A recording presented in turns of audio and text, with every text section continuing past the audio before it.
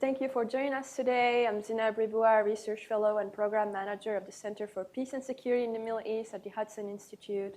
And with me today, Michael Doran, Senior Fellow and Director of the Center for Peace and Security in the Middle East at Hudson, but also co-host of the Israel Updates podcast. Thank you for joining us today.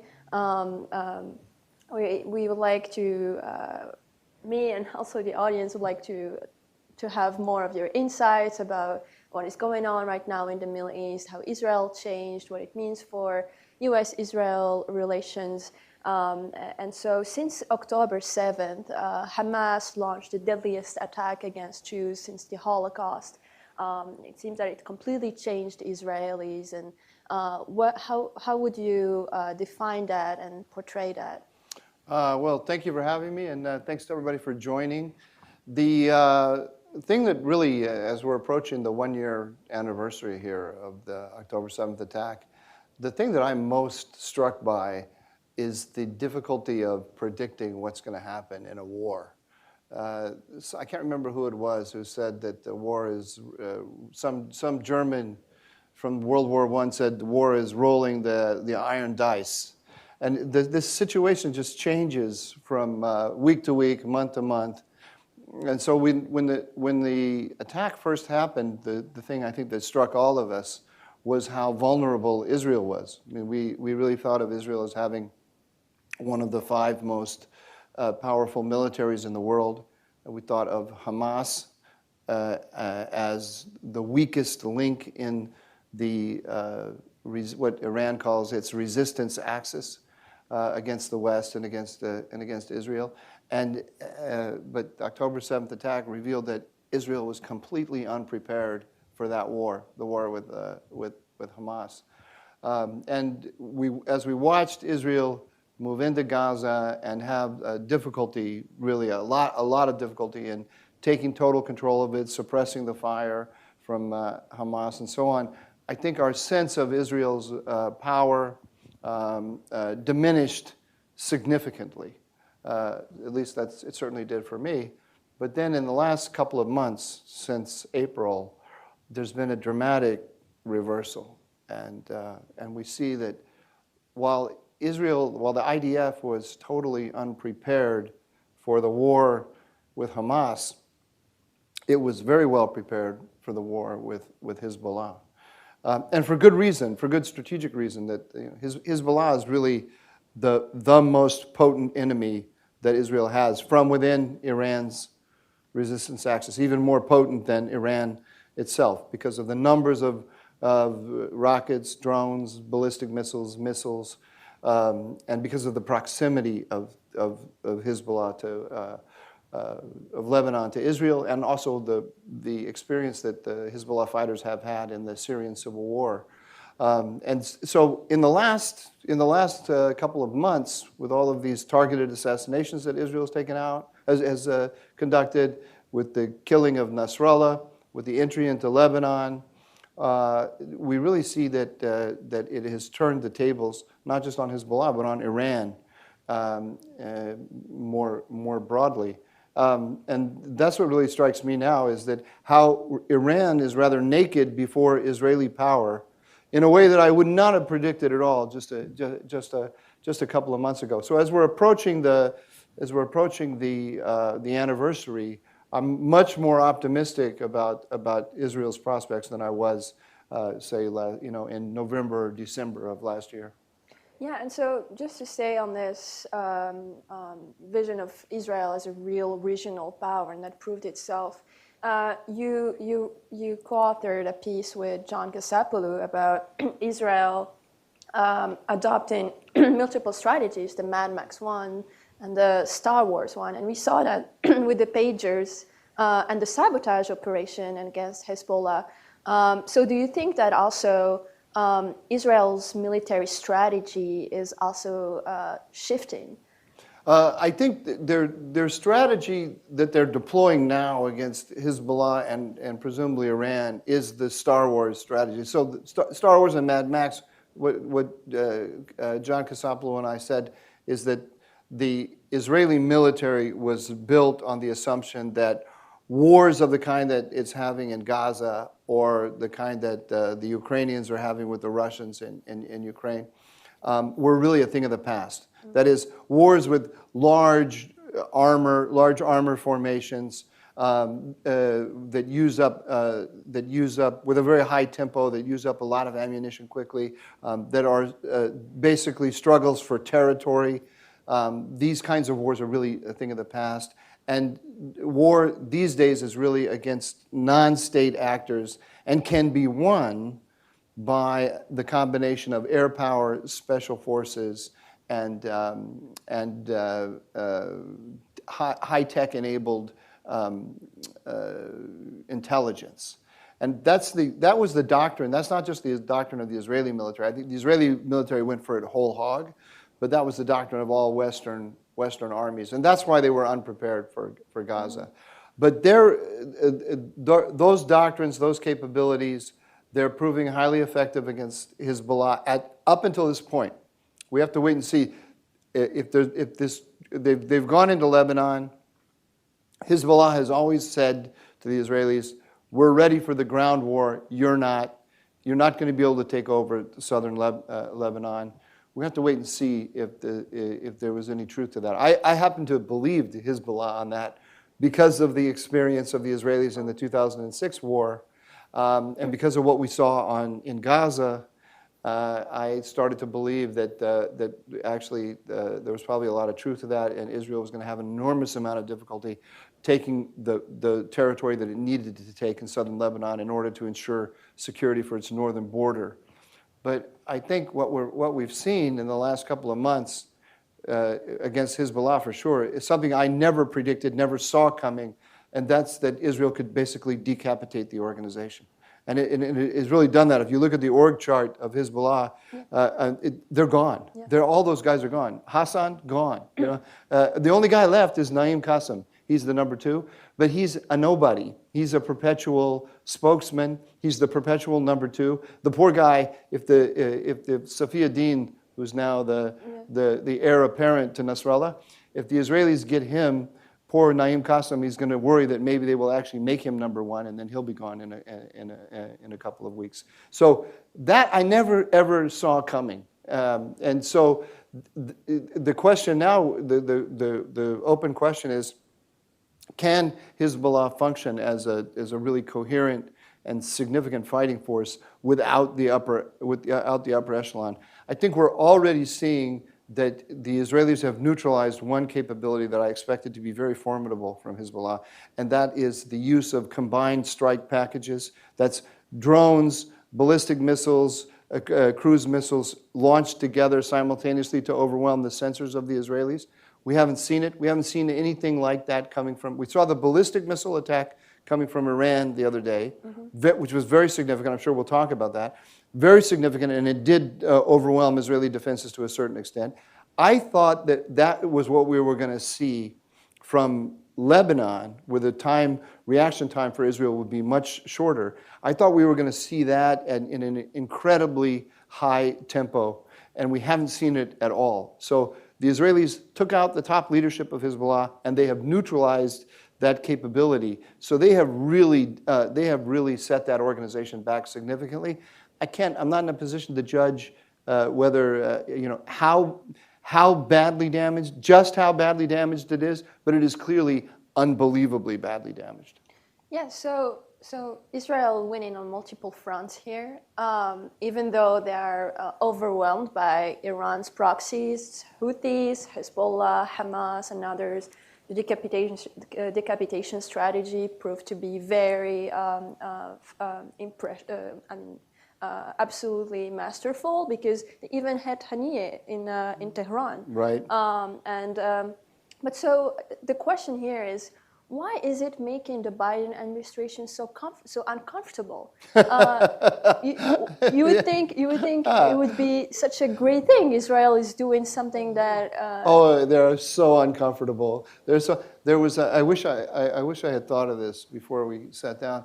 There was yesterday a Washington Post article, which I violated one of my rules on Twitter, and I highly recommended a Washington Post article to my followers on Twitter because it is such a perfect window onto the mindset of the Biden administration. The article was a kind of history of the war and an explanation that it is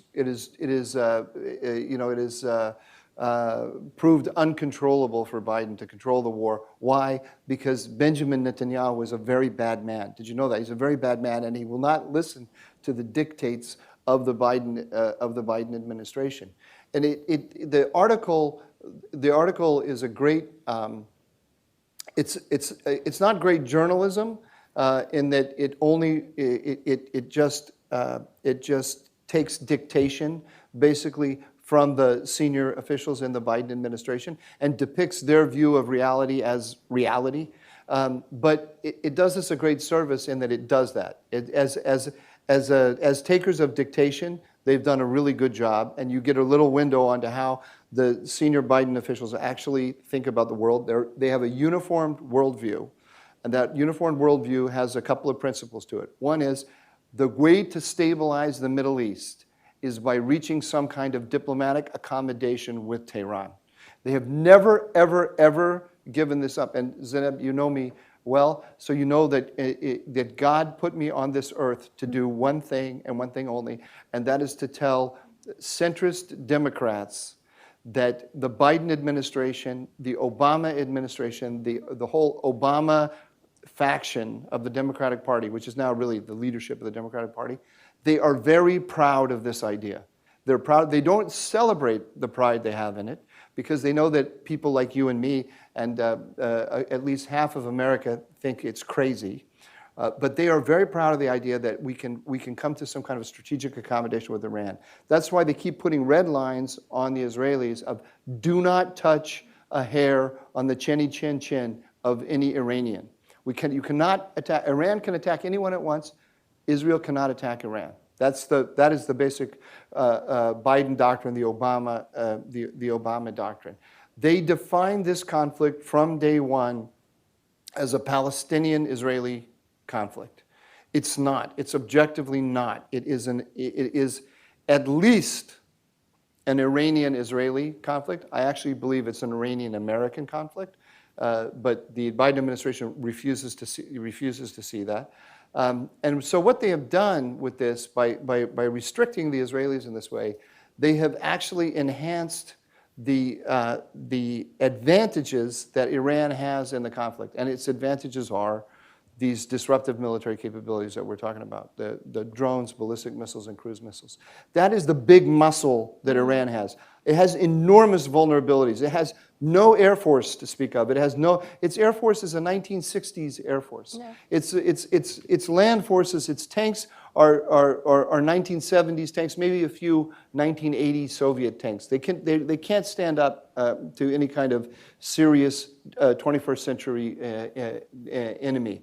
So it's enormously vulnerable. It has a very narrow base of support domestically in Iran, but it has this dome, this shield of immunity that the Biden policy has put over Iran proper, and the Biden administration has tried to restrict Israel at every step of the way because it's negotiating over the heads of the Israelis with Tehran, saying, okay, if you'll moderate your proxies, we'll hold back the Israelis and we'll get a negotiated settlement. We'll get a ceasefire.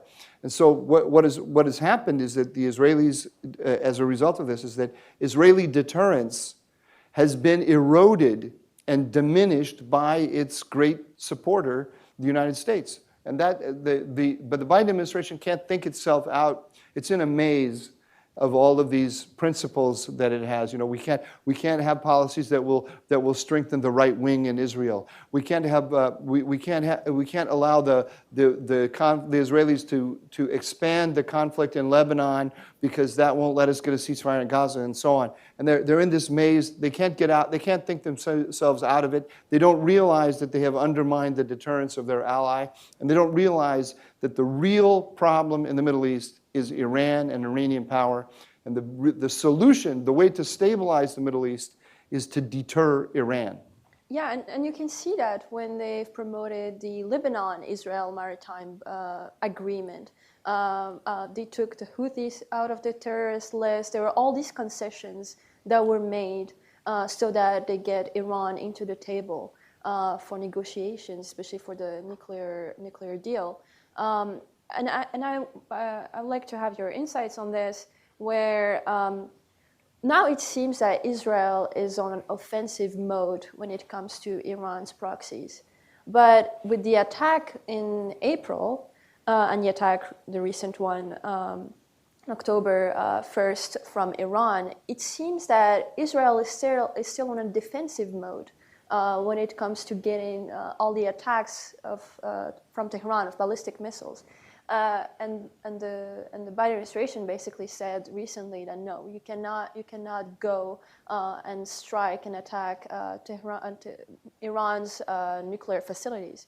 How do you think Israel is going to navigate this? Yeah, the Biden administration, like I was saying, is putting all these restrictions on Israel. And back in April, of course, as you mentioned, the Israelis saw the Iranians putting the missiles on their launchers, and they wanted to preempt, and the Biden administration said no. And then after Iran hit Israel, they said, take the win, right? Don't counterattack. I mean, in legal terms, the Biden administration's policy, if we were to turn this into legalese, it's as if they're saying to the Israelis, there's no such thing as attempted murder. There's no such thing as assault with a deadly weapon. The only time you're allowed, they have this mantra they say over and over, which is that Israel has a right to defend itself. But the only time they're allowed to attack is if they've actually been mortally wounded. So it's like in legal terms, they're saying, if you get murdered, then you can come to me and we'll talk about doing something about the guy who's trying to murder you. But attempted murder, that doesn't count as a reason to do anything. Assault with a deadly weapon, that doesn't count as anything that you can do. So the Israelis recognized as of April 13, 14, which is when that first barrage, they understood that they really understood, that was a low point for them in the war, that their deterrence against Iran had been significantly eroded. This was the largest, at that time, it was the largest ballistic missile attack that one country had ever launched against another. So the Americans were saying this is something that is acceptable to attack Israel like this. The Israelis want to send this message to the entire world that no, this is not acceptable. So what they have to do is they have to establish deterrence. They have to establish escalation dominance, and that's what they've been doing over the last month. So when they're looking now about how to respond to Iran, that's the number one question they have in their mind: is how do we establish escalation dominance? The capabilities that the Iranians showcased on October 1 were significant. They penetrated the Israeli defenses. They hit the Nevatim air base some 20 or 30 times. They didn't do any significant damage, but they did hit it.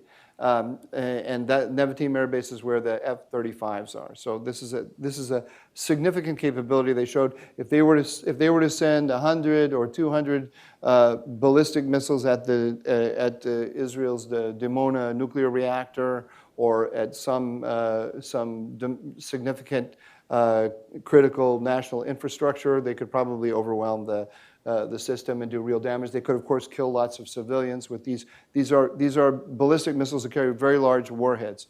There are also ballistic missiles that could carry nuclear warheads. And Iran, if it went hell for leather, could develop a nuclear weapon, say 10 nuclear devices in a year. I think this is where the experts are now. Ali Hainonen, former deputy head of the IAEA, recently said they could have 10 weapons, 10 devices in a year's time. They could put, if they sent a barrage like this with 100, 200 ballistic missiles, and they maybe had 5 of them had nuclear-tipped warheads, nuclear-tipped missiles, the Israelis would not be able to identify which are nuclear, which are non-nuclear. They have exactly the same appearance and trajectory and so on. And so Iran could deal a very devastating blow to Israel. Israel cannot allow this. It cannot allow this. So it has to take something from Iran that Iran holds dear now to reestablish deterrence, escalation, dominance. The problem they have is the Americans are restricting, as you say. President Biden is saying, has to be proportional.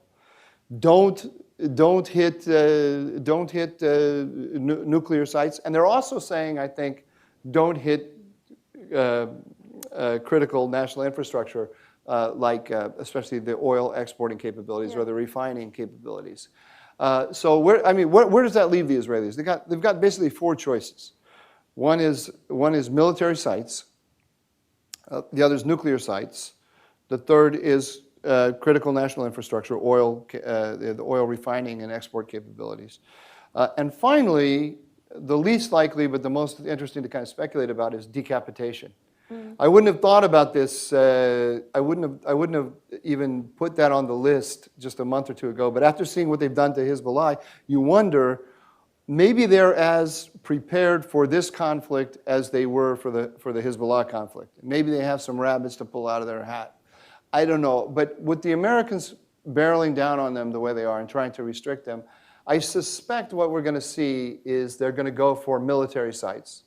So as to not justify an Israeli counterattack against civilian targets or nuclear facilities in Israel, they'll probably go for military targets. But they want something that's going to be high impact, I mean, in the sense that it's going to really put the fear of God in the Iranians, the sense that they could actually, the Iranian leadership, that they could actually lose their control of the country.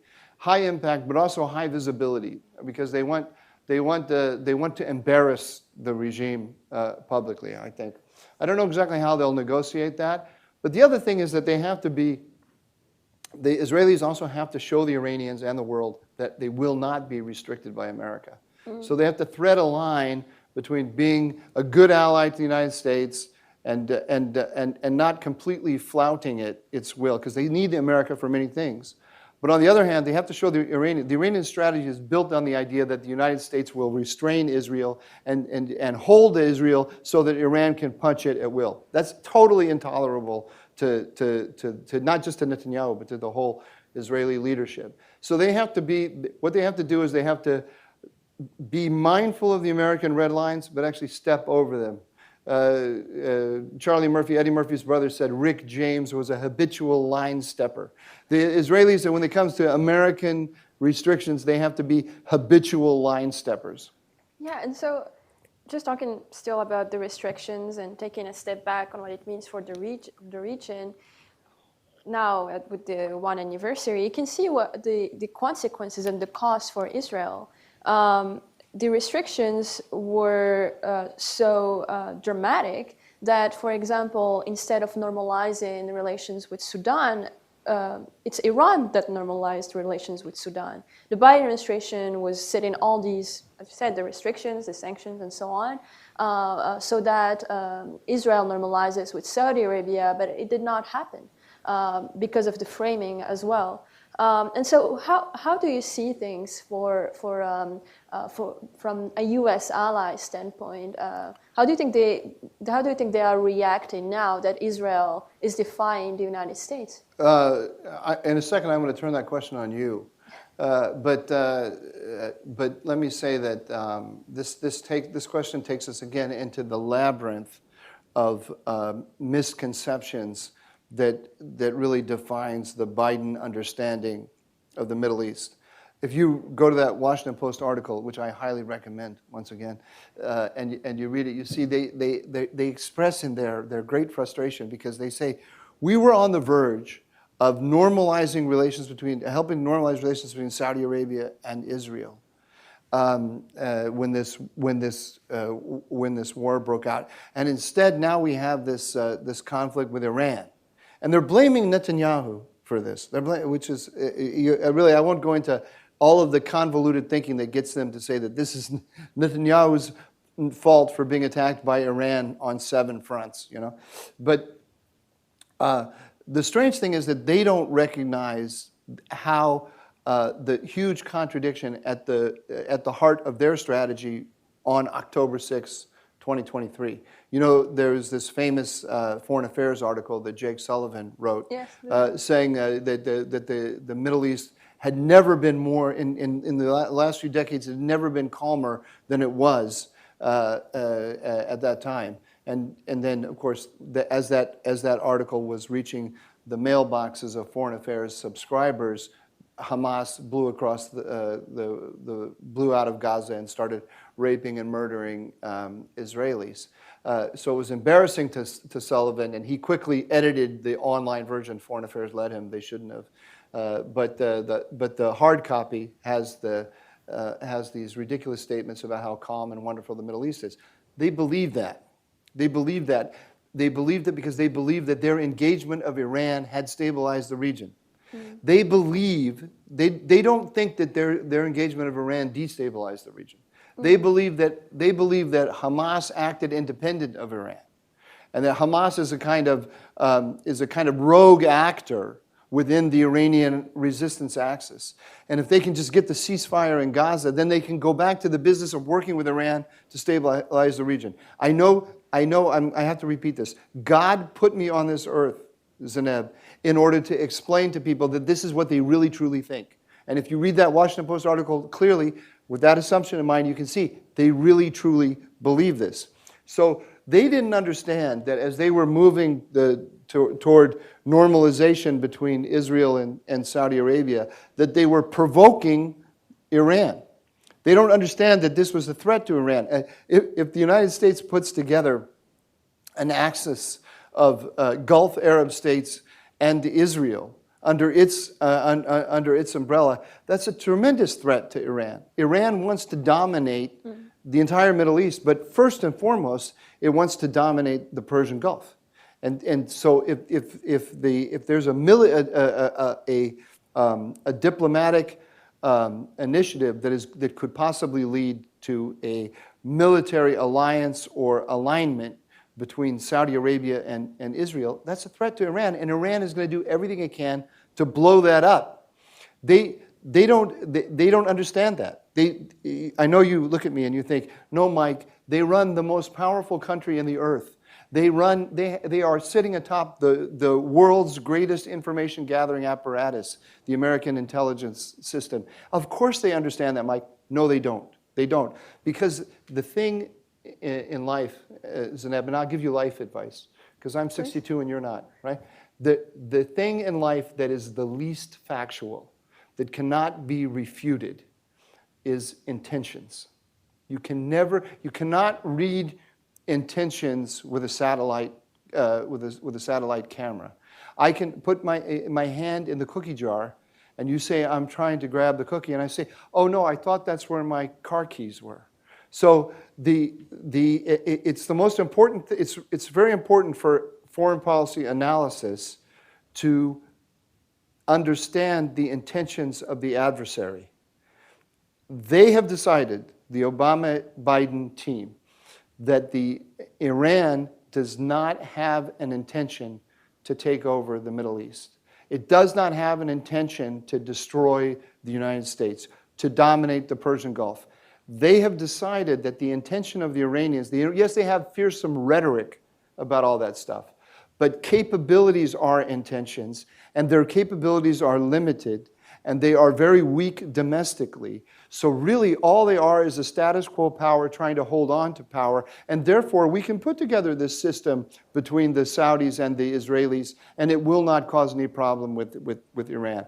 That's how they see the world. It's a complete misreading of the Middle East. It's a complete misreading of the unbelievable ambitions of the Iranians. The ambitions of the Iranians are all out of whack with their actual capabilities. It's the job of the United States to do two things: to teach the Iranians that their ambitions and their capabilities are out of whack, and you do that through acts of deterrence, of military actions that teach them about their vulnerabilities and about our intention to exploit their vulnerabilities. That's number one. The second thing we need to teach them is geography. And there's this place called Iran, and there's this place called not Iran. So we teach them Tabriz, Iran. Southern Lebanon, not Iran. And we tell them anywhere that is not Iran, they should get their weapons out of. Yemen, not Iran. Isfahan, Iran. That's the job of the United States. And it's very easy to do that when you're a superpower against a country like Iran, which has these enormous vulnerabilities, it's very easy to teach them these lessons.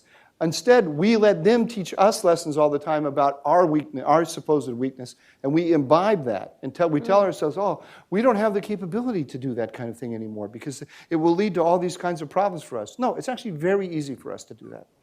Yeah, you said you had a question for me. Oh, yes, I do. Yes. Yeah, so you said, how is this being received in the Middle East? So how...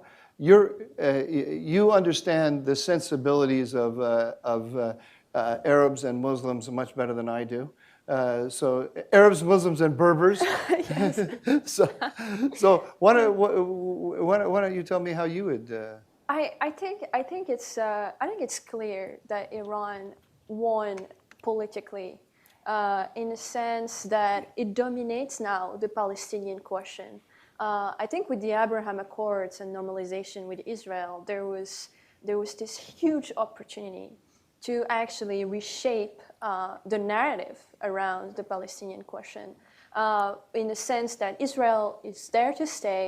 It has a lot in common, not just with Arab countries, but it has similar interests when it comes to countering Iran. I mean, the proxies are not just in Lebanon, Syria, and Yemen. They are also trying to go to Kenya. They are trying to help Algeria with the Polisario Front against Morocco.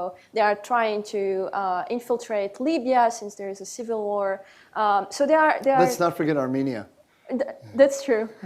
So the proxies are trying to operate on in several domains and also fields, and so there was this opportunity to tackle the proxies and to talk about this, so that Iran no longer has the monopoly over the question. But now it seems that the Biden administration took a different route.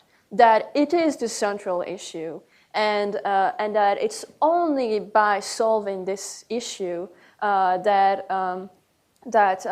stability will come to the region, which is not true. You need to prepare the environment for having Israeli opinions to be received, and vice versa. And so I think it's clear for me. To be received by the Arab world and so on. That's the only way. You have to prepare the environment for it. But also. Sorry if I could interrupt you, but when you say prepare the environment, the United States should prepare the environment. Yes. By putting the proper strategic frame around this, so that the world sees that we are reading this as the U.S. and Israel against Iran and its allies. Yes, that's what I think, and it was done. The Abraham Accords were done through U.S. leadership, and so there's, I think, a continuity that should have. There's another mistake that the Biden administration made, because I give them a little bit of credit. Or I seemed to have given them a little bit of credit a minute ago when I said they were going for Saudi-Israeli normalization. But it's not what they were actually doing. When the Trump administration was going for Saudi-Israeli normalization, they got the Abraham Accords with the UAE, Bahrain, and Israel, which they saw as the kind of diplomatic and economic superstructure that will facilitate the infrastructure of a military alliance. The Obama-Biden team doesn't believe, it's not in the business of deterring Iran. So the military dimension of that relationship, of that conception, is completely missing.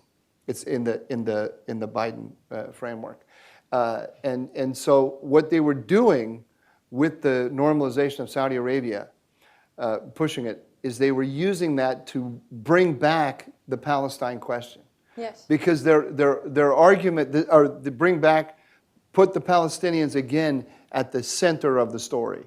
Because their argument to the Israelis was, we want to have you normalize with Saudi Arabia, but in order to do that, we have to have you make concessions to the Palestinians to build a two-state solution. And they were using that to pressure the Netanyahu government with the intention actually of cracking up the Netanyahu government. They want to crack it up. They want to bring back Bennett, Lapid, these guys that they were working with before on things like the maritime deal. Netanyahu is much more difficult for them in that regard. So it was really the Saudi is the claim that they're making now that we were working towards Saudi-Israeli normalization, but you didn't grab this opportunity. That's a little bit it's a little bit of gaslighting. It was really for them always about putting the Palestine question really back at the center of everything, which, as you say, has the effect of validating the Iranian propaganda. Yeah, exactly. And you can see how there were so many normalization agreements that were possible with Mauritania, with Chad, with Sudan. There were talks about other countries. But yes, I mean, once you dismantle the pillars of the Abraham Accords, which were sanctions against Iran, maximum pressure, the nuclear file, all these things were dismantled. The nuclear file at the top of the agenda, yes. The international of holding Iran accountable for its pursuit of a nuclear weapon. Yeah. So yeah, once they dismantle that, of course, countries will see Iran rising. They had this immense partnership when it comes to drones. So what is the incentive then? So is your feeling then that this shift that took place between April 1 and prior to October 1, October 1 put a question mark over it, but it seemed like like Israel, I think objectively Israel really shifted the balance against Iran as of October 1. Now we'll have to wait and see what happens in the next stage. How is that being received in the Middle East and North Africa? So it's funny. I was watching something on Al Arabiya, and now even the proxies are apparently afraid. I mean, this is what is said, that Iran is losing its appeal as the sponsor of all these jihadi groups. They are now left alone because they realize they're alone They realize that Iran was using them to protect Iran, exactly. Not to help them. Yes. So I think it is damaging really their reputation, especially that now Al-Shabaab is looking into a greater partnership with Houthis because they want to open a front in the Indian Ocean. So now I guess even Al-Shabaab are questioning their. Is this the winning team that I want to be on? Yeah, exactly. Yeah. So I think this is pretty important as an outcome of it. It's amazing. It really is amazing when you look at when you talk to Middle Easterners, they can't understand the stupidity of a fully modern and sophisticated American mind, right? The best educated, the brightest people in America have really silly ideas about the world, and they can't understand that, so they start going to conspiracy theories, yes. And they think, but when you look at the tailwind that the Biden administration's policy has given to Iran over the last 4 years, it's really amazing. So all over the region, these guys looked like they were unstoppable. And now they come up against a real military power, Israel, which has decided that, okay, the United States is not going to do this. It's not going to define as its job to weaken the resistance axis. So we have to do it ourselves. That's basically what's happened, and they're doing it. And lo and behold, they show the incredible vulnerabilities that Iran has. I don't want to minimize it, because Iran has very serious capabilities. These rockets, drones, ballistic missiles, all of this. They're a very serious weapon. They demonstrated on October 1st that it's serious. But like I say, they have all of these enormous vulnerabilities. They made a decision after the Iran-Iraq War I'm talking about in the 1980s. They made a decision not to try to build up their regular military, but to use these proxies to play on the fissures and the weaknesses of their neighbors and destabilize all of their neighbors to create this kind of ring of instability all around Iran to protect Iran proper. No one, like I said, the United States should have been teaching the world, and especially the leaders in Tehran, that that strategy will not work. We will not let that work, and they have to work with us to stabilize the region if they want to keep their position. But instead, we treated them under the Obama and Biden doctrines. We treated them as if they're a great power, as if they're the equal of, say, the Soviet Union during the Cold War. That if we take offensive actions against them, the results for us could be catastrophic, which is not true. It's simply not true. They don't even have the power of a significant middle power in international relations, like Turkey. Turkey is a very serious power with serious capabilities. It's capable of projecting power beyond its borders. It's capable of stabilizing an area all around it. The Iranian regime is like it's like a mafia. It has like a mafia strategy. It's all it can do is say, well, nice little national project you've got going there, Zineb. It would be a shame if something would happen to it. It's a big protection racket. They can threaten to destroy things. They can't build anything. They don't have any capabilities to build. We should be showing that to the world. Instead, we're treating them like they are our equals in international relations. It's absolutely superpower malpractice. Yeah, and I want to ask you something about. So it's true, Iran, when it comes to the Middle East, #1 priority. But it seems that the Biden administration kept on losing time in terms of Iran has now a massive deal of producing drones with Russia. And Iran now, I think there was some report about IRGC officers and so on being found in Ukraine. And it seems like it's going to be a European problem. It's going to be one. It is a European problem already. It's going to be one. And those weapons that the Iranians fired against the Israelis, they can reach Ukraine. Yes. So do you think that also for NATO, but it's an outcome of U.S. policy then, that Iran is not being countered properly? Absolutely. No, 100%. Because it's Iran. The way they should see the way the administration should see the world. They should see Russia, China, Iran, North Korea as an alignment against the United States. Don't get lost in the question of how much are they actually coordinating together. They're clearly coordinating enough that we should be concerned, and we should punish them for the coordination. It's very hard to punish. China is so big and powerful, it's hard to punish China. Russia also, hard to punish it. But we are punishing it through support for Ukraine. The weak link in all of this is Tehran. So when Tehran plays a significant role in Europe, the European balance of power, which it is by supplying drones to Russia, it should pay a very big price for that. That should be a red line for us.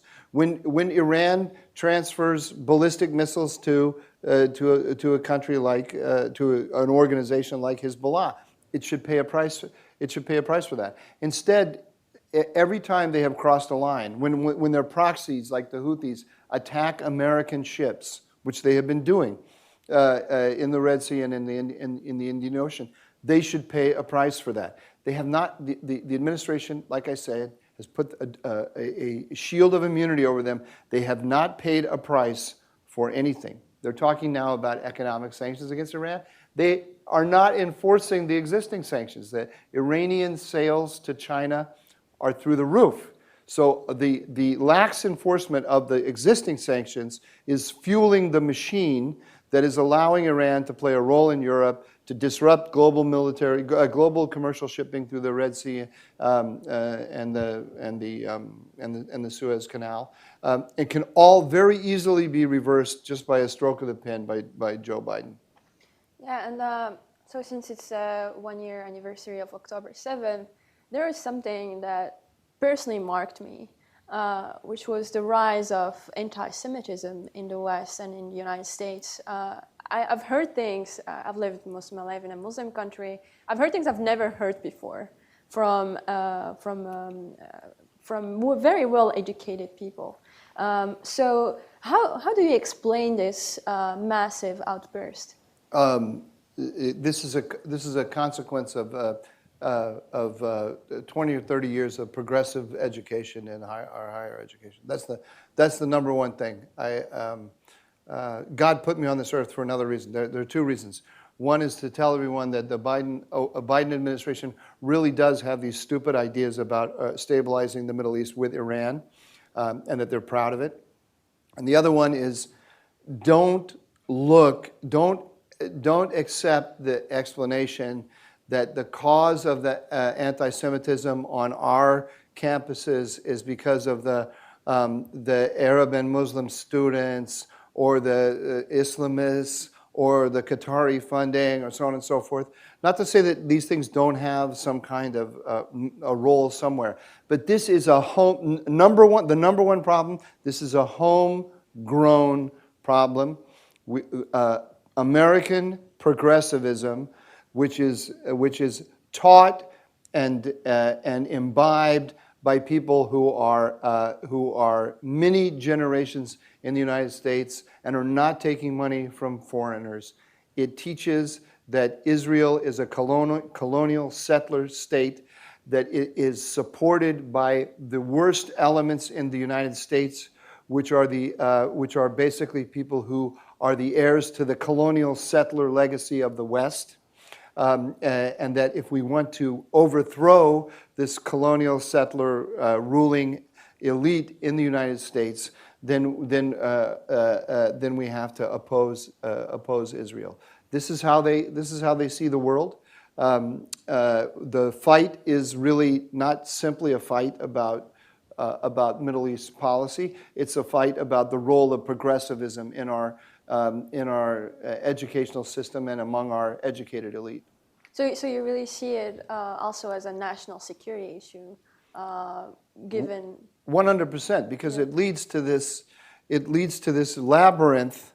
Again, I take you back to the Washington Post article, which everyone should read it. Everyone should read it because it shows you the tremendous limitations of their ability to think themselves out of this problem. Because there's a complete overlap between their domestic political agenda, which is to defeat evangelical Christians, security-minded Republicans, Zionist Jews. These are all these people, all the people in the United States who instinctively support Israel and see Israel as a close relative, you know, as a daughter, as a cousin, as a sister. I don't know which are close relative of the United States. All the people who see the Israel that way are by nature enemies of progressivism in the American domestic context. So they have created a vision of the Middle East that says the people that oh dear progressives, the people that you hate in domestic American politics anyway, they are the cause of war in the Middle East. Netanyahu and his American supporters, that's the cause of war. The way to peace it's not that the Iranians are the party of peace. Netanyahu and his supporters, that's the war party.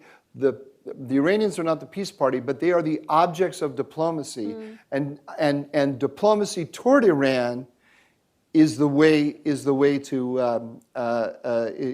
stabilize the region. According to them, Israel.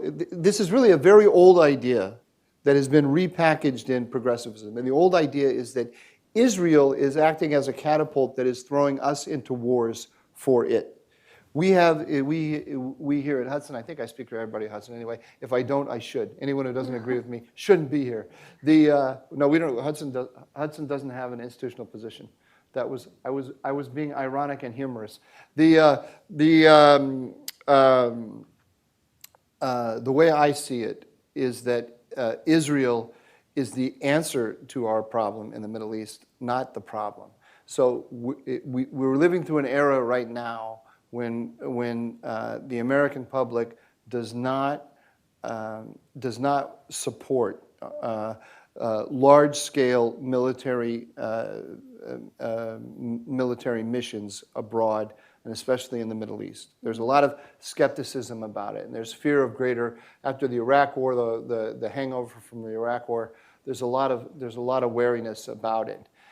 And so the anti-Semites and the anti-Zionists, who are not always the same thing, often they are, they're saying that Israel is dragging us into a needless war. That view misrepresents the real threat in the region, which is Iran, backed by Russia and China. They want to take over the whole Middle East and throw the United States out. The answer to that, if we want to block Iran without having to deploy large numbers of American troops, the answer is to support Israel. There's another group that makes a similar argument about the Middle East, but also Israel, and having this whole relationship, military, political relationship with Israel, is actually now a little bit more useless because the real threat is really China.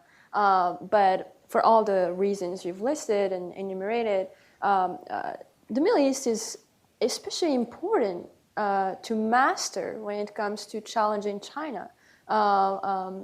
So is this something you also are worried about? Yeah, completely. I mean, this is also superpower malpractice. We're a global power. We are a global power. You can't saying that, oh, our real concern is East Asia, therefore we're going to give up on the Middle East. That's like me saying to you, you have a heart problem, Zineb, therefore we're going to get rid of your liver. Right? We are the masters of a global system. This is who we are. Some people may wish that we were not a global power, but this is what we are. And we've been this way for a very, very long time. And the whole order that we built this order, and it depends on us. The Middle East is the crossroads of the world. It's the center of gravity of the global energy system. It is if any power that wants to dominate Eurasia, as China does, and China thinks it could possibly dominate Eurasia together with Iran and Russia, wants to control the Middle East, because then they'll have a stranglehold on all of the supplies to Europe. So if we think that Europe is central to a sound European economy and strong political and economic ties with Europe is basic to our defense, and I think any serious thinker about foreign policy would come to that conclusion, then you have to realize that we have to have a position in the Middle East too. We have to keep Russia, China, and Iran from dominating the Middle East, because they'll have a stranglehold on the oil supplies to our allies in Europe, but also to our allies in East Asia. All of the East Asian rivals of China, Japan, South Korea, Australia, they're all India. They're all dependent on oil and gas that either comes from the Middle East or transits through it. So there's just no way to hold on to our global status if we give up on the Middle East. If we want to reduce our military footprint in the region, then we have to do it by building up allies who have military capabilities. And the number one ally that fits that bill is Israel. After October 7th, it looked like for a moment, because of all the difficulties in Gaza, it looked like Israel couldn't play that role.